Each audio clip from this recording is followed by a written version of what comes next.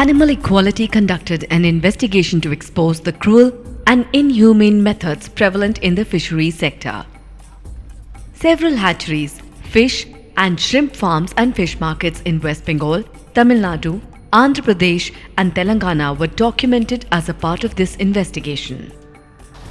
India contributes about 6.3% of the world's fish production, and as it becomes more and more commercialized, the fishery and aquaculture industry has adopted abusive production practices. This cycle of cruelty begins with a process called fish milking, in which the eggs from a female fish are squeezed out by hand. Fish suffer from excruciating pain, trauma, and stress during this process.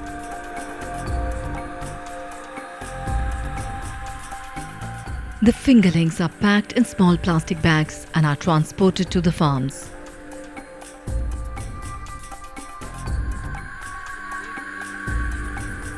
Intensive type of fishery and aquaculture adopts various methods like artificial ponds, recirculating aquaculture system, open sea cages.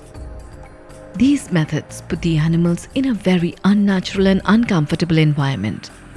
Thousands of fish, shrimps, and other animals are reared in small enclosures. Overcrowded fish suffer from stress, aggression, and physical injuries such as fin damage. Overcrowding can also lead to poor water quality, leaving the fish with less oxygen to breathe.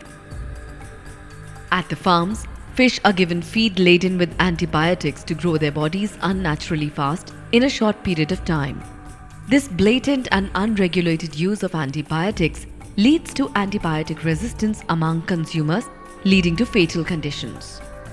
India is rated as one of the top countries for antibiotic resistance.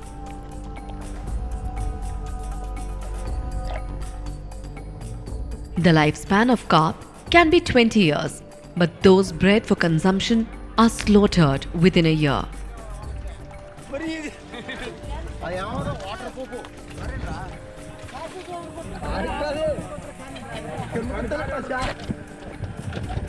Many of the fish are crushed to death by the weight of other fish when they are caught in nets and dumped into containers. When taken out of water, fish try desperately to escape and return to the sea.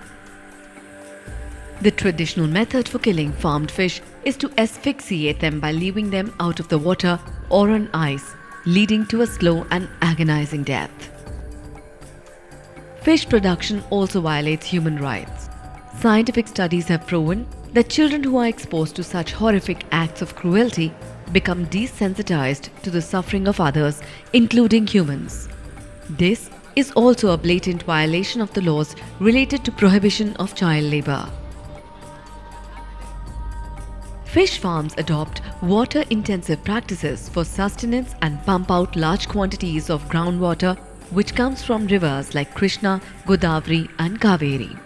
A typical 1-acre pond with 5-foot depth would require over 6 million litres per single filling. Considering the looming threat to climate change, these rivers may dry up or change course in the near future, leading to drastic reductions of the water table in the region. Fishery and aquaculture farms require large tracts of land. They are mostly set up in areas with an abundance of water. Naturally, such areas are most suitable for agriculture due to easy availability of water. However, thousands of hectares of fertile land is now converted into water bodies. This has reduced the agricultural yield from these areas, and it also threatens the food security of the region. Fish that reach the market are sold in very unhygienic conditions. They are thrown in containers and covered in ice while they are fully conscious.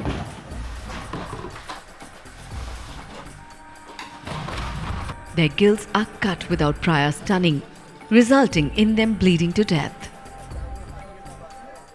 They are also left in the open containers to suffocate on land, just as we would suffocate in water, slowly and painfully.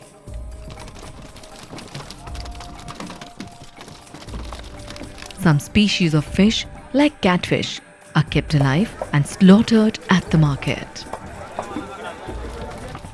Animal Equality has presented these findings to the Government of India, along with a list of recommendations to reduce the suffering of fish.